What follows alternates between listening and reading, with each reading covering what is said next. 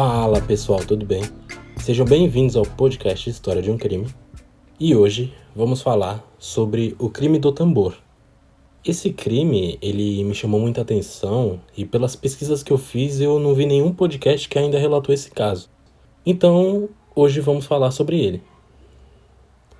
Esse caso, ele ocorreu em 2014, em São Paulo, na Vila Brasilândia, na zona norte da cidade. Pela manhã do dia 16 de novembro de 2014, uma moradora da região, ela estava indo na igreja, como ela ia de costume. E quando ela chegou na igreja, ela notou que na rua ao lado, bem no meio da calçada, tinha um tambor azul, aqueles de plástico. E ela achou estranho, porque naquele dia não ia ter coleta de lixo. Então ela tomou a decisão de saber o que tinha ali dentro. E quando ela foi abrir, ela se deparou com o corpo de uma menina. E imediatamente, como qualquer pessoa ficaria naquela ocasião, a mulher ficou desesperada. E ela ligou para a polícia. E quando a polícia chegou ao local, foram verificar o corpo da menina. Eles verificaram que na cabeça dela tinha marcas de tiro. A polícia, ela teve que chamar a perícia, para ir ao local. E alguns moradores curiosos daquela região estavam em volta do corpo da menina e eles reconheceram essa menina. E com isso, ajudou a polícia a localizar a família e identificar quem seria aquela pessoa. E aquela pessoa se tratava de Érica Fernandes, uma menina de apenas 14 anos de idade. Os pais da Érica, ao saber do crime, eles já acusaram que o autor seria Natanael de Almeida, que era o namorado dela. E nesse dia, a Érica ela queria ir para um baile funk, mas os pais dela não deixaram. Então, ela fez um boneco na cama, com travesseiro e roupas, para fingir que era ela dormindo, e saiu escondido para encontrar com seu namorado. E algumas testemunhas disseram que viram naquela noite a Érica com Natanael. E com esses relatos, a polícia ela foi diretamente na casa do Natanael, mas ninguém estava naquela casa. E mesmo assim, a polícia ela continuou fazendo as investigações e questionaram aos vizinhos se eles viram alguma movimentação estranha naquela noite. E eles informaram que ouviram um barulho de tiro. E rapidamente a polícia já assimilou com as marcas na cabeça de Érica. O Natanael ele só foi encontrado um tempo depois na casa de familiares. E quando ele foi interrogado pela polícia, ele disse que levou a Érica para casa e falou para ela que ele tinha comprado uma arma e ia dar tiros pro alto no ano novo.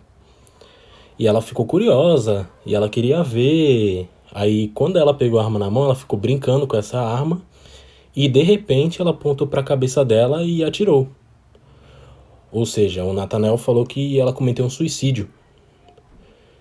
E posteriormente ele chamou a sua ex-namorada para ajudar porque tinha cometido algo grave ali e ele não sabia o que fazer. Essa ex-namorada que ele disse que tinha chamado, ela compareceu na delegacia acompanhada do seu pai, porque ela tinha 14 anos de idade, e confessou que participou do crime. Mas como assim ela confessou a participação? Então, para entender essa participação, eu vou explicar como que foi o relacionamento dela com o Natanael. Na época do crime, o Natanael ele tinha 18 anos de idade e ele tinha terminado o namoro com essa menina. E ele tinha namorado 1 ano com ela. Só que esse relacionamento, eles tinham muitas brigas, eles tinham altos e baixos, eles terminavam, depois de um tempo voltava, mas eles sempre gostaram um do outro. E até que teve um dia que houve uma discussão mais grave e o Natanael quis terminar o namoro. Um tempo depois, ele começou a namorar a Érica, que era conhecida dessa ex-namorada dele. E mesmo assim, o Natanael namorando, essa sua ex-namorada ela continuava indo atrás dele. E no fundo, ele ainda gostava dela. Então, ela resolveu pedir o Natanael em namoro novamente. E ele aceitou voltar com a sua ex. Só que ela pediu uma prova de amor. E essa prova de amor era que ele tirasse a vida da Erika. E vale lembrar que a Erika, ela só estava namorando um mês com o Nathanael.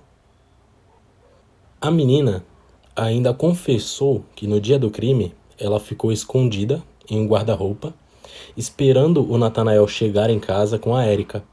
E quando eles chegaram, ela saiu do guarda-roupa e falou: "Você procurou, você achou." E naquele momento que ela disse isso, o Nathanael apontou a arma para a cabeça dela e deu um tiro.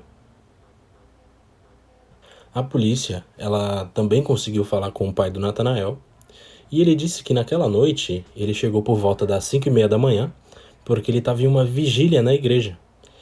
E quando ele chegou, ele se deparou com seu filho muito apreensivo e com essa menina e um tambor. E ele falou que tentava falar com o filho, só que o filho estava muito revoltado e falou pro pai não perguntar mais nada porque algo grave tinha acontecido ali. Depois disso, o casal resolveu se livrar do corpo. Então eles pegaram uma bicicleta de carga, aquelas que tem um suportezinho na frente, se quiser levar caixa, alguma coisa assim do tipo. E a menina sentou na frente e ela ficou abraçando um tambor, e o Nathanael pedalava. E posteriormente eles abandonaram o tambor na calçada da igreja e voltaram para casa. Chegando em casa, eles resolveram livrar a cena do crime, né?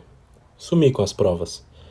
E a polícia descobriu posteriormente que o pai do Nathanael auxiliou nesse processo e ele teve a sua prisão preventiva decretada, mas até o momento ele está foragido. O colchão estava cheio de sangue e eles resolveram jogar em um lixo próximo da sua casa, que foi encontrado pela polícia, porque quando eles foram fazer a perícia na casa do Nathanael, a cama não tinha colchão, tava só aquela parte de madeira. E a arma do crime, o Nathanael confessou que ele enrolou em uma sacola de pano e despejou em um córrego. A polícia foi até esse córrego e esse córrego ele tinha grandes aberturas. Só que essas aberturas ela tem uma profundidade de 6 metros. Eles tentaram levar a escada e não conseguia chegar até o fundo do córrego. E eles conseguiram avistar essa sacola. E eles tentaram pescar, eles tiveram muita sorte, a polícia, e conseguiram pescar essa sacola e quando abriram, a arma estava lá dentro ainda. A polícia ainda perguntou sobre a origem dessa arma, e o Nathanael disse que ele comprou na Feira do Rolo e ia usar para dar tiro no Ano Novo. E o que mais me impressiona nesse crime é a forma de que ele é cometido. Eles agem como se isso fosse uma brincadeira, porque quem comete um homicídio, a pessoa não quer ser encontrada. E nesse caso, o cara simplesmente deixou o corpo da menina numa calçada, o colchão jogou no lixo perto de casa. A menina, ela teve orgulho de falar que auxiliou no crime, ela foi até a delegacia, falou que foi a pessoa que idealizou, que deu a ideia na cabeça do Nathanael. Uma prova de amor, tem que matar a menina. Meu, é um povo sem noção. Eles não têm nenhuma consequência do que esse crime poderia trazer, sabe? O cara só se preocupou com a arma, o cara nem se preocupou no sangue da vítima, só acha que é só pegar o colchão e jogar fora, sabe? Acha que nada vai acontecer. E a menina só tava um mês com o cara, é um absurdo. O Nathanael de Almeida, ele foi preso preventivamente até o seu julgamento e foi condenado a 19 anos de prisão e 6 meses por emboscada, ocultação de cadáver, alteração da cena de crime e porte ilegal de arma de fogo, com a numeração raspada. E a menina, ela só foi encaminhada para a Fundação Casa, porque ela tinha 14 anos de idade. Eu, particularmente, acho que essa pena pro Nathanael foi muito pouca, muito pequena.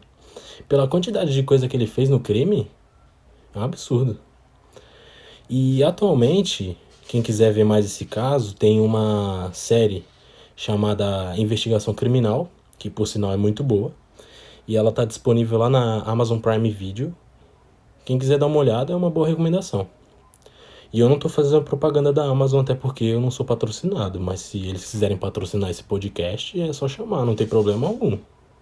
E, gente, muito obrigado por ouvir esse podcast e até o próximo episódio. Fui!